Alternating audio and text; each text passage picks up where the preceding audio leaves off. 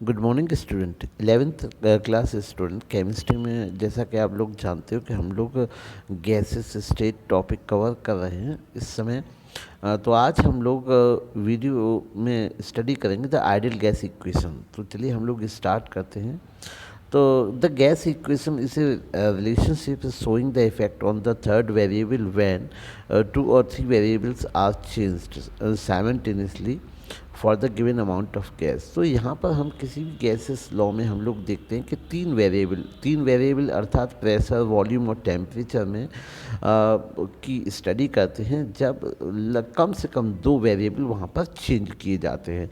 Let the initial condition is given amount is V1 and P1 and T1। तो हम लोग मानते हैं, एज्यूम करते हैं कि कोई भी गैसेस स्टेट है, उसकी पहली कंडीशन है वॉल्यूम आपका V1 है, T1 आपका टेम्परेचर है और आपका P1 इनिशियल प्रेशर है। इसके बाद में कंडीशन चेंज हो जाती हैं और कंडीशन चेंज होने के बाद में जो वॉल्यूम है वो आपका हो जाता है V2 और आपका जो टेम्परेचर है वो हो जाता है T2 और प्रेशर है वो हो जाता है आपका P2।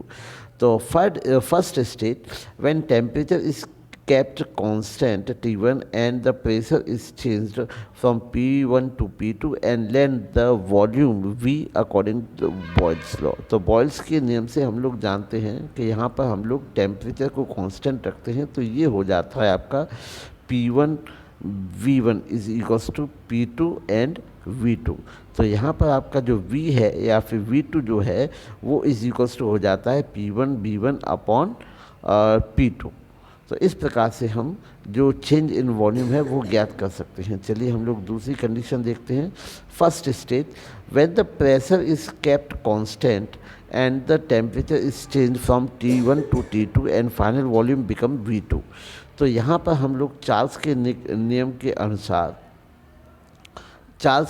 अनुसार हम लोग देखते हैं V1 अपॉन T1 और V2 अपॉन T2। तो इस चार्ल्स के नियम की सहायता से हम इसके चेंज इन वॉल्यूम ज्ञात कर सकते हैं जब हमारे टेम्परेचर में परिवर्तन हो और जब आपका जो प्रेशर है उसको कांस्टेंट रखा जाए।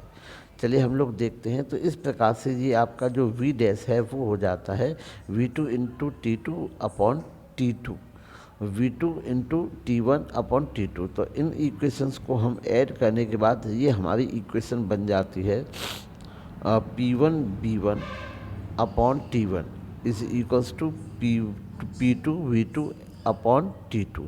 तो इस इक्वेशंस को हम बच्चे गैसेस इक्वेशन कहते हैं। तो यहाँ पर हम लोग लिख सकते हैं इसको PV over T is equals to constant K। तो PV is equals to PV upon T is equals to K constant. तो यहाँ पे हम लोग लिख सकते हैं इसको PV is equals to cross multiply हो गया तो PV is equals to KT। तो ये हमारी इक्वेशन प्राप्त होती है। तो यहाँ पर आपका जो where K is the constant जिसको हम गैस कांस्टेंट कहते हैं। चलिए आगे देखते हैं। On the basis of Avogadro hypothesis 1 gram mole of gases under a similar condition temperature and pressure occupy same volume. तो जैसा कि एवोगैड्रो ने बताया था कि अगर सिमिलर कंडीशन हो टेम्परेचर और प्रेशर की तो कोई भी गैस जो होती है वो सेम वॉल्यूम ऑक्यूपाई करती है। अर्थात हम लोग जानते हैं कि जो एवोगैड्रो हाइपोथेसिस है, एवोगैड्रो हाइपोथेसिस के अनुसार अगर हम टेम्परेचर और प्रेशर में परिवर्तन न करें तो कोई भी गैस याद रखें बच्चों, any gas will occupy same volume. The value of K will remain same for all gases. तो जो K है, K की वैल्यू जो कांस्टेंट है इसकी वैल्यू प्रत्येक गैस के लिए सेम रहेगी। If the each gas 1 gram of mole gas taken, अगर हम लोग 1 ग्राम मोल इन कंडीशन में लेते हैं। Under this condition K is replaced by R। तो इस कंडीशन पे हम लोग K जो कांस्टेंट है जिसको मैंने गैस कांस्टेंट कहा था जो कि आपका PV is equals to KT था, उसको हम लोग रेडबर्ग कांस्टेंट अर्थात कैपिटल R से रिप्लेस कर देंगे। तो कैपिटल R से हम लोग रेडबर्ग कांस्टेंट से इसको रिप्लेस कर देंगे। R is the molar gas constant. तो यहाँ पर हम लोग R को मोलर गैस कांस्टेंट कहेंगे and the equation is equals to तो हमारी ये जो इक्वेशन थी P V is equals to K T, तो ये चेंज हो जाएगी आपकी P V is equals to R T. तो ये हो जाता है P V is equals to R T. If the V is the volume of n gram mole of gas, then pressure of temperature is T, then volume of 1 gram mole of 1 upon V upon N. तो अगर किसी भी given gas का जो n gram मोल का volume v है, तो इसका जो वॉल्यूम होगा वो v अपॉन n हो जाएगा। तो इस प्रकार से हम v upon p p into V, volume है आपका n गैसेस का, तो v upon n is into R T. तो इस प्रकार से v, तो इस प्रकार से हम p into V cross multiply इधर लेके जाएंगे तो एन आर टी।